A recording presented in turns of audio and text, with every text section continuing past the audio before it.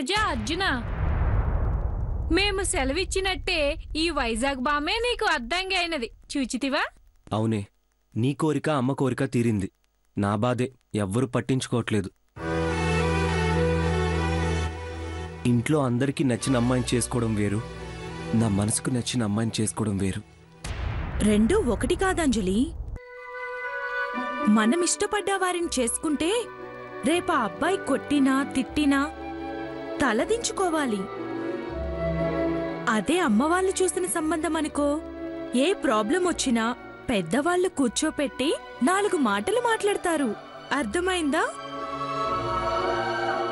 అగ్రజ, మాటకు మాట జవదాటినా అరటాకులో భోజనం కాదు కదా, 6 బయట గొంగలి కూడా కరువవును. అందుకే అమ్మ నిర్ణయించిన గీతం చేసుకుంటేనే నీకు శ్రేయస్కరం.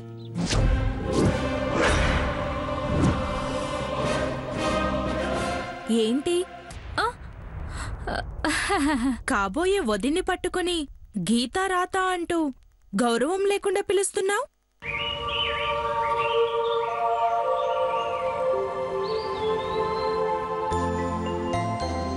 నిన్నే. క్షమించు వదినా, ఏదో కంగారులో అనేశాను.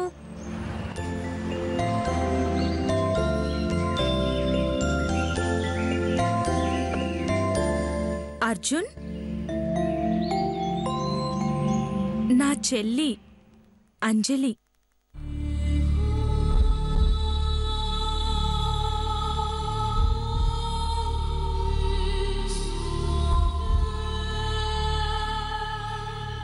హే మీరా?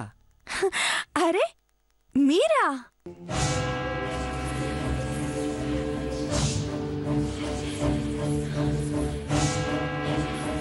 అంజలి, అర్జున్ నీకు ముందే తెలుసా?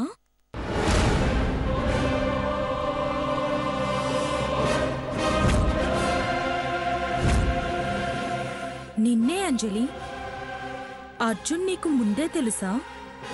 చెప్పు.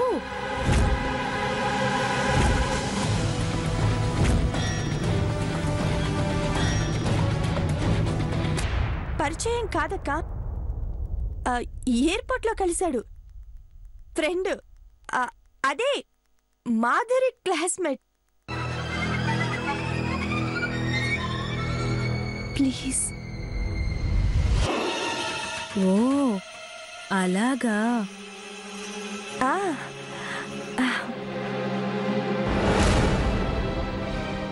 ఆహా, అద్భుతం! మీ ద్వయం మహా అద్భుతం.